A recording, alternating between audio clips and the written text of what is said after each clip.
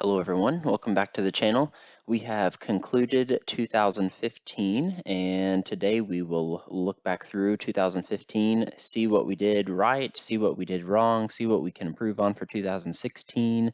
I'll tell you a little bit about myself, about work, about projects that I've got going on, and see how our income and net worth have been updated throughout 2015.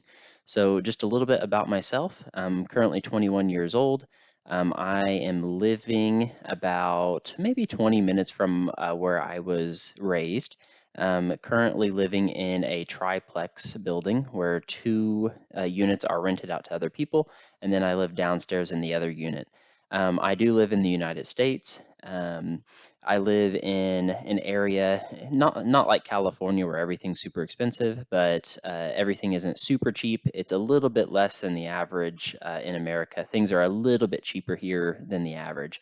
A house right now, an average house in my area probably costs 135, 140,000, where it's probably 300,000 in America. The average income in my area is probably 50,000, 54,000 roughly is the average income, where in America it's about probably 57, 58. So we're a little bit less than the average income, but also a little bit less. Things are a little bit cheaper here as well. So that's good. I am currently not single, so just met a lady that we'll see how things go, but kind of dating, but very early on. So I'm still just living by myself at the moment. Earlier in 2014 and the beginning part of 2015, I was in school. So I went to school for engineering. I graduated in June of 2015, so I do have my engineering degree. And yeah, that's just a little bit about myself, but we will move forward into work. So I work at a pharmaceutical company. I've worked there for a little over 2 years now. I'm an aseptic filling operator, which it sounds nice, but it's essentially just an entry-level position, no college degree required. I work on these lines that make vials, syringes, cartridges, which you see down here in the bottom left of the screen. And yeah, I work on a machine that makes these vials. So if you ever get injected with medicine, yeah, I know exactly how that's made. But essentially, to even stand in the room, you have to wear these white gowns, like an aseptic filling outfit. And so, yeah, I would stand there, run the machine, and make hundreds of thousands of vials and syringes and cartridges that go out to patients. So it's a pretty good job. This is the second job that I've had since I graduated high school 3 years ago. 3 years ago, I worked at a convenience store and then did some property management for that same person, but worked for the same company. I was at about $8.65 an hour while I worked there for that 1 year. So I started here in 2013. So it's been about 2 years now. I started as a temporary employee and worked for about 4 months and then hired on full time. When I started, I was at $11.95 an hour, and then once I hired on full time, I moved up to $13.65. But I really wanted something different from my old job. I wanted something that, well, one, challenged me a little bit more, which this is a little bit more challenging, I guess, but that's something that really paid for my college. So they did give me tuition reimbursement for the last year and a half of my school. So that was the main thing I was looking for. But anyway, started at $13.65 an hour in February, March of 2014. And so about a year and a half, 2 years later, I am now at $15 an hour. So I'm a level 4. This is the first topic that I'm a little bit, unsure of, and so starting to not like my work quite as much. So the way that it's supposed to work is as you provide more value to the company, you get these machine qualifications. So to be a level 4, you need to be qualified on 2 machines, which basically means you can run that machine by yourself. I am currently one of 3 people in the company out of maybe 110 people that have all 10 machine qualifications. So I should be a level 8, but there's these like corporate rules that you have to work there for X period. I don't even know what the rules are. It seems to just be made up, honestly. And so I'm making $15 an hour, but I provide the value of $22 an hour. So I guess the company just keeps the $7 an hour. I have talked to my supervisor. My supervisor agrees that I should be at least a level 7 or level 8 since I'm providing the same value as everybody else. He's talked to the director. The director is a pretty rude person, to be transparent. Um, and the director did sit down with me and basically said, like, you're 19 years old, 20 years old, like you're gonna get whatever I give you. So he was luckily he moved me up from a level 3 to a level 4. So I have moved up once, but uh, I'm not even going to ask to move up to level 5 or level 6. So that was kind of plan A in my job here. I was going to try to just move up throughout the levels and, get to $22 an hour. And if I can work overtime as well. So if I work over 40 hours a week, I get time and a half. So if I'm a level 7, I make $30 an hour, anything over 40. If I work Sunday, 7 days in a row, then I make $40 an hour on that Sunday. So that was kind of plan A, was to just move up that path there. Plan B was I can become a team leader, which is it goes operator, team leader, supervisor. So I applied to a team leader in November. I interviewed for it in December, and team leader would probably be $18 an hour, so a little bit cheaper. I'm still on second shift, so I work 3 p.m. to 11:30 p.m. So I applied to that position. I interviewed for it. I had 2 out of the 4 people from the interview tell me that it was the best interview that they've seen in their careers. Um, but I did not get the position. So for full transparency, there was somebody else that was working at the company that I'll just say had some close relationships with her male supervisor. So she ended up being the one that got the position. I have an engineering degree. I figured I'd be a shoe-in I'd be the only team leader with a degree. She does not have a degree, but nevertheless, she's worked there maybe 6 months longer than I have. But and she is qualified on 3 machines, and I'm qualified on 10. But if you can't tell, I'm a little salty about it. But she got the position instead of me, so she'll become the team leader on second shift. So that was plan B for me, was to become a team leader.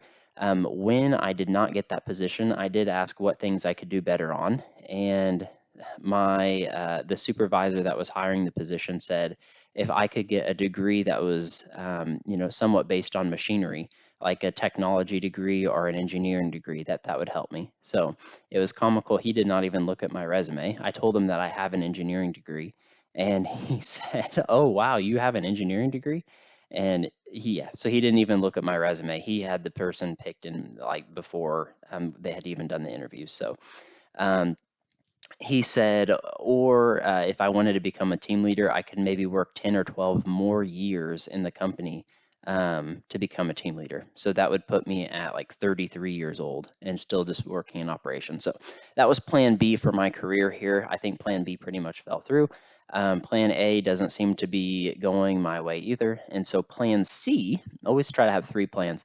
Plan C is to work with facilities maintenance. And so every time we go into a shutdown, facilities maintenance group gets super busy.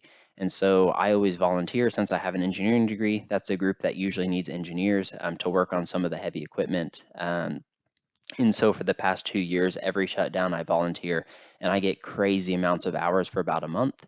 I work maybe 80, 90, 100 hours a week during that month that I help them. And so I have talked to the director of engineering, who is over facilities maintenance, and he all but said, "Hey, when the next position I have come available, I'll let you know. When the position posts, we'll have you apply to it, and you'll be good." So that position hasn't posted yet, but that seems to be my only option of getting out of my current job. And I think facilities maintenance starts at like $23 an hour, so that would be an $8 an hour pay increase. So I'm crossing my fingers for that. He said probably within the next 3 to 4 months that he'd have a position come available and he would let me know. So I'm kind of keeping in touch, and I'm just trying to work hard and provide as much value as I can in the meantime. So that's really everything about work. So like I said, I'm second shift. Just I try to work as much overtime as possible. It's really feast and famine. Some months they want people to work all the time. Some months, they require every weekend work every weekend, and then other months they're telling you to go home early. Like they don't want any overtime. They don't have enough business, and so we'll get sent home without pay. That doesn't happen a ton, but Um, yeah, so that's really everything about work. For our income, we're just going to kind of go back through a couple years. So for 2012, I only made that's when I graduated high school. I made $5,000 that year. Ended up working for the same company throughout 2013. And I guess I left in October of 2013, but tripled my income from 2012 to 2013, mainly from not being in high school and I could work more hours. Throughout this whole time, I was going through school as well. But in 2014, I started at this pharmaceutical company that I'm at now. So you see my pay really jumped up. This year, I also worked a ton of overtime. I think I averaged like 62 hours a week for the whole entire year, something like that.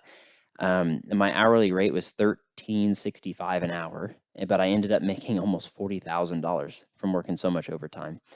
I did pay a little bit too much taxes in 2014 too, so I got like a $4,000 tax refund. I did start my 401k last year as well in 2014, and then yeah, made about 30,000 in take home. So I thought this was interesting. In 2015, there was about 5, 6 months here. The first 6 months of the year, I was not allowed to work any overtime. So that was just working 40 hours a week, the standard stuff. I in January I did move up to $15 an hour, which was nice, but there was just no overtime out there at all. Then I had 2 months where I just cranked out overtime like insane, like 70, 80, 90 hours average a week for those 2 months with no days off. And then the last 4 months of the year, basically back to no overtime at all. But I made less this year than I did last year, but I feel like I didn't have to work nearly as much overtime. The overtime that I did work was just more extreme than it was last year. But I'd ended up making about $15,000 less in gross income than I did last year, which is okay because I started doing real estate. I bought my first house this year, and I needed a little bit of time to fix that up as well. So that's kind of what I dedicated my time to, was fixing up the house rather than going and working for somebody else. I did pay less in taxes this year just because I made less. And then my 401k, I put more in my 401k this year, mainly because I had missed 2 months last year where I couldn't start my 401k until March. But and then my take home pay was about $1,300 less. And then you'll see in October, I bought my second house in, I think it was September 15th, somewhere in there, middle of September. And then it's a 3-unit apartment building. Um, I I kind of cleaned up the top unit. It's 3 units, 2 1-bedrooms downstairs and a 2-bedroom upstairs. The 2-bedroom upstairs, I kind of just cleaned it up a little bit. I didn't do hardly any work to it at all, and then normally rented at $500 a month for that 2-bedroom, 1 bathroom. I lowered the rent to $475 and rented it to a lady and her 1 kid. So yeah, so they're living upstairs. They pay $475 a month, and then you see 1 month where in December where it's $525. In my lease agreement that I created, if they pay after the 5th of the month, then they accrue it's a $5 per day late fee. So if they're 15 days behind, they would have to pay, I think that's $75 if my math is right, $75 late fee for paying 15 days late. So, and then on the 15th, I would start the eviction process. But yeah, so that's kind of 2015. Ended up with $37,000 in gross income, a little bit worse than last year, but I'm not too upset about it. I guess it's about the same if you include the rental income. That would put me at 38.7, so $200 less than I made last year. Just made it in different places. I've almost made $100,000 in my gross income for my lifetime, and my take-home pay I've made so far is 74,000, which is actually interesting. I'm starting to use these numbers like gross income, take home pay, and it's really just those two as like goals for where my net worth should be. So like I would like to see my net worth be over 99,000, like having more net worth and income that I've made in my lifetime versus. So I'm not quite there. I'm at 85,000 roughly. So I'm ahead of my take-home pay that I've made, but I'm not quite to my gross income that I've made. So kind of just a cool. So as I make money, my net worth should increase, and these targets will move every single month as well. So I've been kind of keeping an eye on those in the back of my mind. But Yeah, let's jump into our net worth tab. So we don't have anything to update here, but let's look at the start of the year actually. I kind of want to see where we came from. So this has been an absolutely crazy year. We started out, we were living at my parents' house, and I knew I had to get out of there, and so I had a really, really strong cash position going into 2015. Um, almost 20,000. I knew I was looking for a house. At this time, I had made some offers on a house, but it just took until March to get an accepted offer on that. I had started my 401k with just $3,000. The car, yeah, the car. So I leased this car in, I think, 2013, which basically means you don't see it as a piece of property up here. So I didn't buy the car, I leased it, meaning at the end of the 3 years, I have to make a decision whether I want to give the car back to the dealership, or I could buy the car out from them. And so I already know it's going to cost about 12 to 14,000 to buy the car out, and the car is probably worth about 12,000. Um, Unfortunately, I don't think I want to. I've paid everything off at this point for the car, and I have about 6 more months before I have to turn it back in or buy it out. Um, I guess option one, if I buy it out, I will have like a $12,000 property for car up here, but then I'll owe $12,000 down here, and I'll have to pay that off over 3 or 4 years, which will probably be $300 or $400 a month. So I don't really, or I could just pay for it in cash if I can save that much in cash in the next 6 months. Um, I don't really want to do that. I'm struggling with I'm fixing these houses up, and it's hard for me to get my mower. They're 45 minutes apart where these two houses are. So I have to mow both of them, which the yards aren't very big. The mowing's easy, but transporting the mower is what's difficult. I have to take the mower apart, take the handlebars off, shove it in the back of my trunk. I mow, I mow for 30 minutes and get the yard done, and then have to shove the hot mower, pick it up, and then shove it in the back of the trunk while it's like smoking hot, and then drive 45 minutes to the next house. So a little bit of and same with my weed eater too. I'm getting my car all dirty, which I don't care too much about, but just not super convenient. And I also may start mowing for my old boss as well. He has a lot of rental properties, and they're in the same area as house number two here. So I thought I could, maybe help him out and mow some of his houses. So I do need to talk to him about that. Um, but I think he'd let me do that, and I could make maybe $500 to $800 more a month for mowing all of his houses. But anyway, sorry, it's tangent there. But I started out the year with a net worth of $18,900. And then throughout the course of the year, we just had lots happen. So I bought that first house in March for $8,200. I had closing cost of about 2,000. So I was maybe all in at 12 or at 10,000 roughly. It was a crazy deal. It was a HUD foreclosure. It was listed at like 50,000 on the HUD website. I offered 5, then 7, then 8, then 8,200. They accepted the 8,200. So it is a tough house to value. So I'm trying to be conservative. I think it's in the ballpark of 30 to 40,000 now that it's fixed up a little bit. But yeah, I bought that first house and moved into that house in March. And yeah, just kept saving up money. So my cash went down a little bit these months as I was spending money to fix up this house here, but um, we got everything fixed by about June. I had the house pretty much fixed and ready to list. I listed the house in July, I think, at 50,000, then lowered it to 45, then now it's sitting at 40,000. And I still, even in December, I have not sold the house. I think I'm getting pretty close though. I think 2, 3, 4 months. This is an area where not a whole lot of houses sell, so it's not uncommon for houses to be on the market for a year and a half. When I bought this house here, it had been listed for over a year on the HUD website.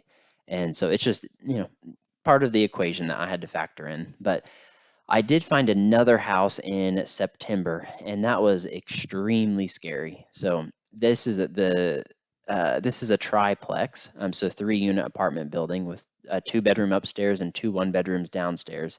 And you can see, so a lot of stuff happened here.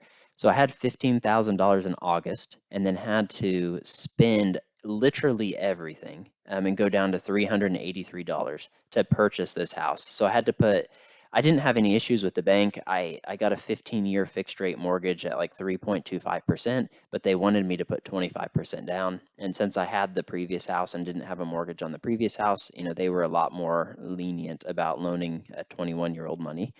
But I had to put 25% down, which was $15,000 plus closing costs.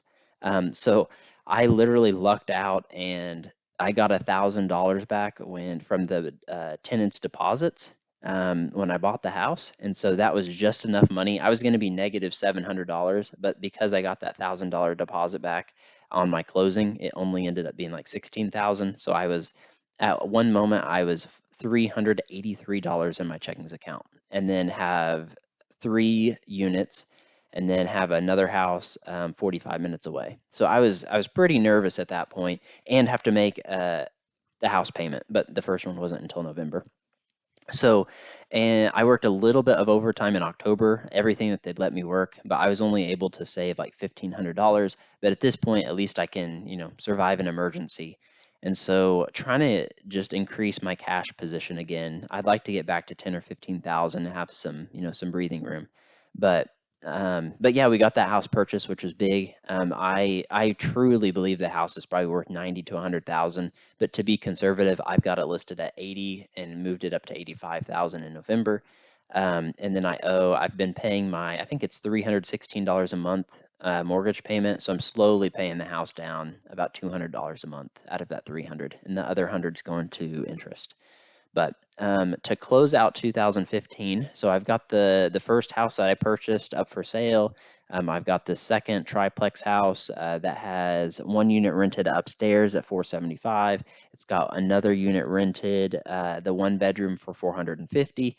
And then I'll make that first. They're going to move in January. They've actually moved in as of this recording, but I just haven't shown it throughout December yet. So in January 2016, we'll see that rent come in. And so that property will start making, I think it's $925 a month, if my math is right.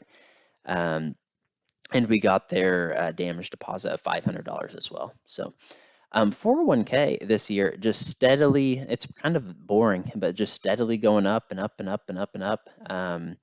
So yeah, with $9,126. I'm kind of just ignoring it for now. There's not really a whole lot that I can do with it since it's my 401k. I'm not even thinking about, pulling any money out or anything like that. And we already went over our debts. Our cash, yeah, I'm closing out the year with 6,347. So I have my personal account with 4,300, and I've got the business rental checkings account with almost 2,000 in there. So yeah, we started the year off, just absolutely crazy year. Started the year off at $18,000 net worth, and I think we were 20 something thousand dollars behind our goal pace. And within 12 months, I'm now at $85,862, and I'm $21,000 ahead of my goal pace, which is it's an amazing year. And it has to be. It's these two houses here, buying these houses like way under market value, and just being patient and finding good deals on them with some equity already in the houses. That moved me up. I would say like 30 or 40,000 of that is just from buying super good houses. And I'd say I'd probably saved another 30 or 40,000 this year, just in maybe 30,000 I saved just in cash from working my day job. But yeah, going into 2016, some of the goals are going to be, we've got to get rid of house number one. It's just not, I could rent it, but the rent would only be like $300 a month, maybe 250. It's not in the best location. Lots of drugs in the area. It's safe, but it's just, I don't really want to mess with rental properties in that area. I just don't want to have to evict people, which we had to do on this house here. So step number one is going to be sell house number one, hopefully for above 30,000. Then we've got to figure the car situation out. Hopefully 6 months from now, that lease will expire. So I hopefully will have enough cash saved up at that point to buy a used truck if I can. I need to start looking and see. They just seem like trucks are like $20,000 used, it seems like, unless you buy one with 400,000 miles. So I just need to start looking and try to find a good deal there. And then I guess step number 3 is I'm living in the last unit that has holes in the floor where the people, got water from the shower all over the floors, and so I'm fixing this place up right now. Once I get that one fixed up, I will try to find another house, move into that next house, um, and get this one rented. So that's kind of the next three steps that I'm thinking. I'll just always keep looking for houses to buy and keep moving and keep fixing stuff up. And I'm young and capable, and yeah, and I kind of like doing the work as well. So but yeah, ended out 2015 with a net worth of $85,862. So a lot happened this year. I'm happy that I'm moving in the right direction. We had a couple years there where I was way behind pace, and it was looking pretty bleak. So I'm glad that I've turned things around, and yeah, I'm looking forward to the future and keep working hard. So thanks everyone for watching the video. You've got last month's and next month's videos on your screen now, and be sure to like, comment, subscribe, and if you have any questions or things that you'd like me to include in future videos, comment them down below and I'll be sure to get them included. Thanks everyone for watching, and we will see you in 2016.